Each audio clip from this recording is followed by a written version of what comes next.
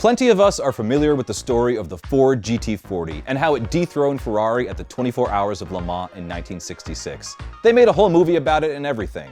But did you know that a road car rematch between the two companies began brewing in the 1980s and never came to pass? Over 40 years ago, Ford's Special Vehicle Operations team undertook a secret project to build a new, mid-engine, Ferrari-rivaling supercar for the same price as a Corvette. So what happened to Ford's Reagan-era midship? Why did Ford abandon its plans to take on Ferrari again and make an SUV instead? And would it have won the battle anyway? This is the story of Ford's lost supercar, the GN34. Before we get into it, I want to shout out author and former Ford designer Steve Saxty for bringing the GN34 to light in his new book, Secret Fords Volume 2, more from the hidden world of prototypes, one-offs, and canceled cars. Steve pieced together the story through exhaustive interviews and unprecedented access to corporate archives, and he was kind enough to let us use his materials for this video. Without Steve, the GN34 might have never gotten its due. If you want to check out the book, and I highly suggest you do because it's absolutely fascinating, you can grab one of the last copies in stock with the special promo code THEDRIVE30, all one word, for a total discount of 30%. Okay, let's go. At the beginning of the 1980s, Ford had lost its performance edge. The Mustang was still recovering from the malaise of the 1970s, and the shine from Ford's Le Mans successes had long since worn off. Ford wanted to show that it could bring excitement back, both on and off track. So in 1981, it started the Special Vehicle Operations Division, or SVO, as its new in-house performance arm. From the outset, the SVO team was tasked with just about everything, from performance parts for existing models, upgrade packages, and even reinventing the Fox body Mustang for competition in SCCA and IMSA racing. But Ford knew that if it wanted to reel in sports car buyers, then seen as a big growth market, ironically, it couldn't just sell them a souped-up Mustang. It needed a clean sheet design with the same appeal as the original GT40, without costing what a GT40 costs. Executives were intrigued, and by 1984, budgets were in place and the codename GN34 was selected. The first problem is that the original GT40 had a mid-mounted 7-liter V8, and while the government let that fly in the 1960s, modern emission standards weren't going to make that possible. Plus, none of Ford's then current V8s were particularly impressive themselves. And while Ford was willing to spend the money to build a bespoke powertrain, it ended up going with something that could have wider applications and partnered with Yamaha to create the legendary SHO V6. Now, SHO stands for Super High Output, and this little 3-liter 60-degree 6-cylinder supposedly put out 250 horsepower, more power than Chevy was getting out of its small block or Ferrari was getting from the Tipo 2.9-liter V8. The Yamaha-designed V6 was one of the most advanced engines of its time. It started with the blueprint of the existing Ford Vulcan V6, but there are very few similarities between the two engines. Yamaha reinforced the iron block, gave it forged internals, and swapped out the iron heads for aluminum ones. It also ditched the pushrod setup for a double overhead cam 4-valve head, and the resulting engine was expected to rev to 8,500 RPM. Yamaha is known for focusing on airflow and approaching that aspect like a science, mostly because it is. It famously designed the heads on some of the best performance Toyota engines, but I think the crowning achievement might very well be the intake manifold for Ford. Looking at this, it's tough to tell that the engine underneath is a V6, and that's because there are 12 intake runners. 12! Each cylinder has a short tube and a long tube with a butterfly valve system actuated at around 4,000 RPM. The long runners are used at low RPM, and the short runners make more power at high RPM. Not only are they specifically tuned for this application, they're arranged beautifully.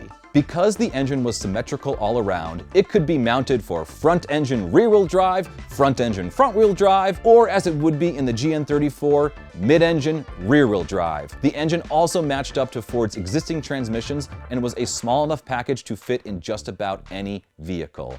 This is kind of like when that one kid comes to a group project with charts, a presentation, and an entire binder of research. Straight up, Yamaha over-delivered. So now SVO had this amazing engine, and they just needed a car to put it in. Meanwhile, a world away, an Italian designer was putting pencil to paper. Giorgetto Giugiaro is an absolute icon of automotive design, having created staples like the first VW Golf and the Lancia Delta. But when it came to sporty cars, he is a fan of wedges, and you can see that in his designs for the Subaru SVX, the Lotus Esprit, the BMW M1, and the DeLorean DMC-12. As it happens in 1983, Giugiaro's firm Italdesign was exploring the idea of a mid-engine, two-seater specifically for the American market. It was called the Maya, and it was designed in such a way that a manufacturer would be able to produce as many as 50 units a day. It looked good, and it could be built quickly.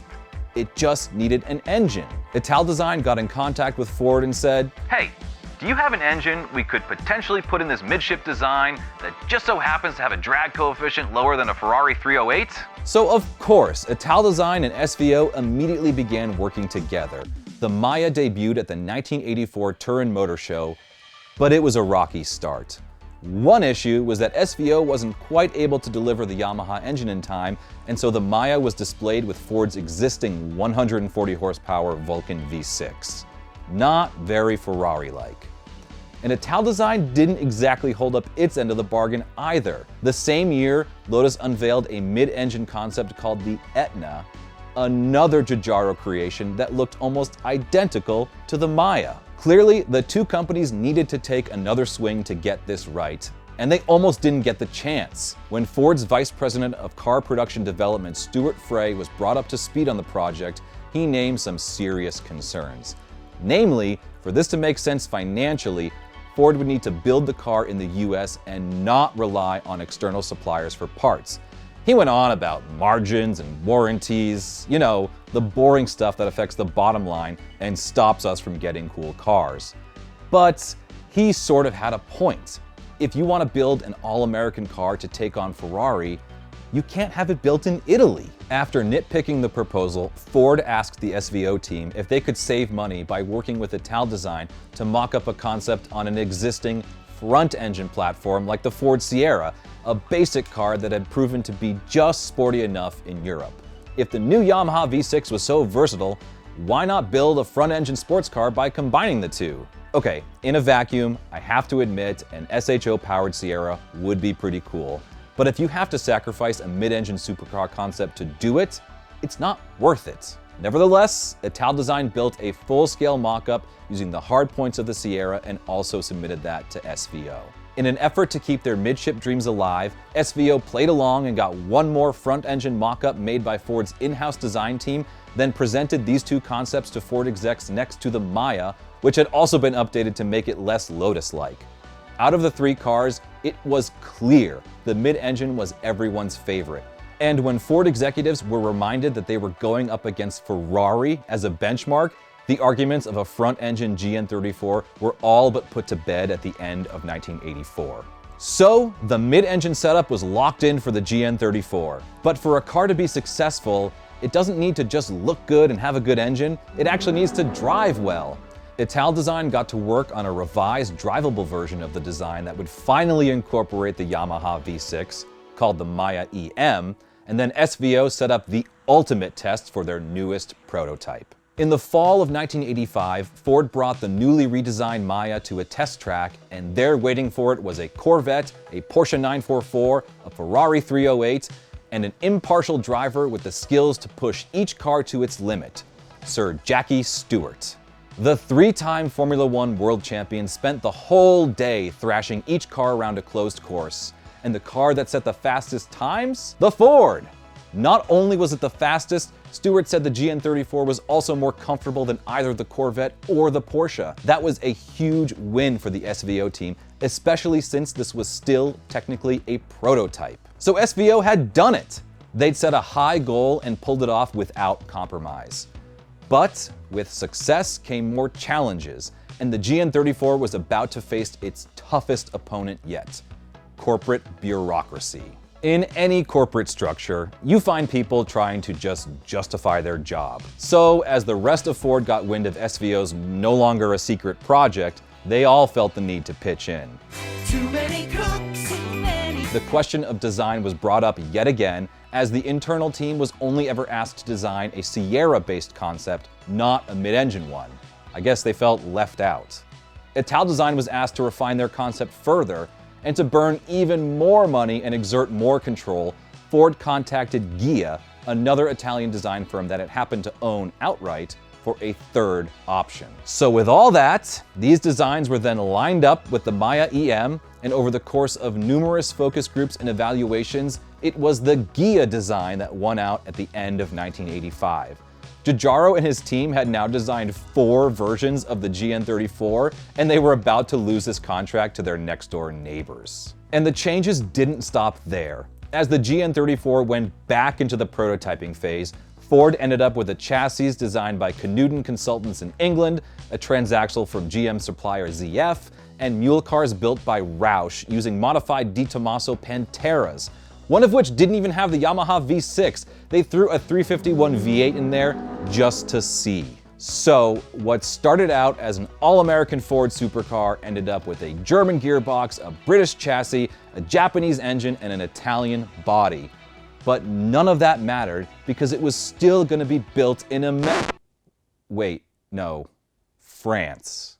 It was going to be built in France. Of course, it was going to cost a lot to bring all of these parts together, but Ford seemed to ignore that fact because at the beginning of 1985, the strength of the US dollar was at an all-time high. But over the next year, the dollar dropped off precipitously. With all these overseas parts and processes, the GN34 suddenly found itself on the chopping block. And in the summer of 1986, it was Bob Lutz, of all people, future champion of the Dodge Viper, that finally gave the GN34 the axe. The project was canceled, and the remaining budget was siphoned off to develop a 4-door Ford Bronco, which became the first Ford Explorer, which pretty much changed the car market forever. Yep, Ford's 80s supercar was killed off for an SUV.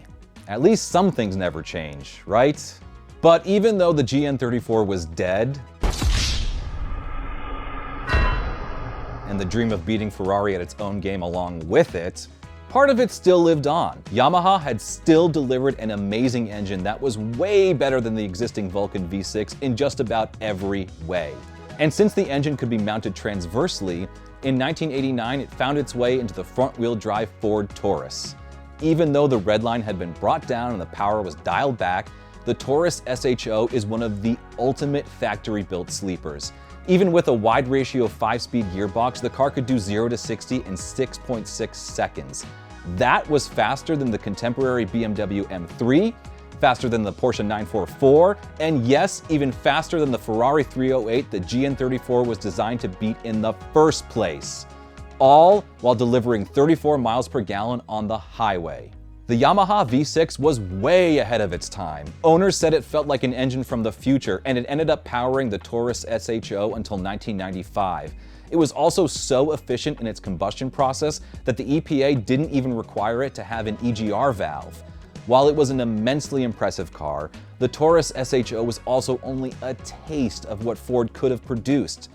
The GN34 was like any other Halo car project. It had to survive all the scrutiny and meddling from accountants, bureaucrats, and executives to make it to market. And it just didn't. SVO eventually became SVT and went on to build plenty of souped-up Fords, including the Cobra R, the original F-150 Lightning, and even the first Ford Raptor.